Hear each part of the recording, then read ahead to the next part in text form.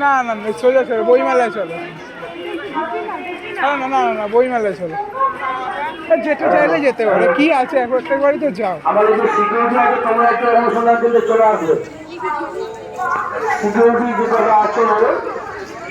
তোমার একটু অনুসন্ধান করতে যোগাযোগ করবে।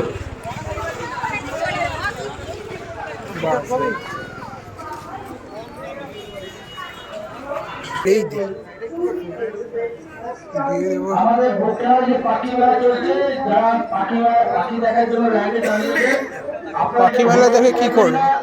ধীরে ধীরে লাইন দিয়ে আস্তে আস্তে পাখি দর্শন করুন।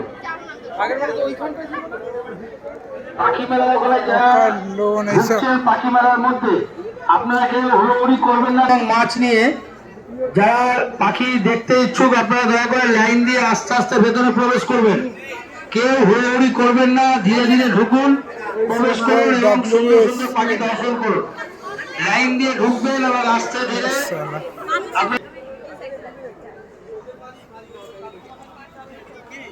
বাইরে চলো, রুটি আর ডিম খাও।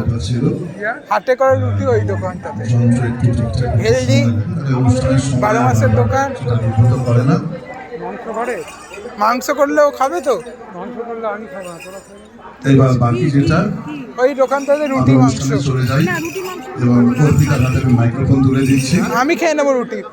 অর্পিতা, তুমি তোমার মতো করে আমি 6টা রুটি এখানে খেয়ে নেবো, রুটি আর মাংস।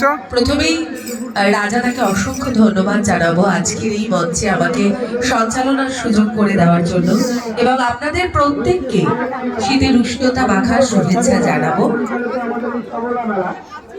নৈহাটি উৎসবের পঞ্চম সন্ধ্যা, বিগত দিনগুলিতে শিল্পীদের সমাহারে পরিপূর্ণ হয়ে উঠেছিল নৈহাটি উৎসবের মঞ্চ।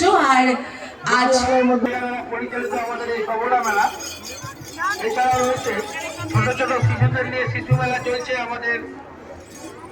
সাথে রয়েছে বিশিষ্ট সঞ্চালনায় ছিলাম আমি। দেখেছিলাম যে তিল ধারণের জায়গা থাকে, আর এটাই হচ্ছে ভালোবাসা। আর আপনাদের সাথে নিয়ে এভাবেই নৈহাটি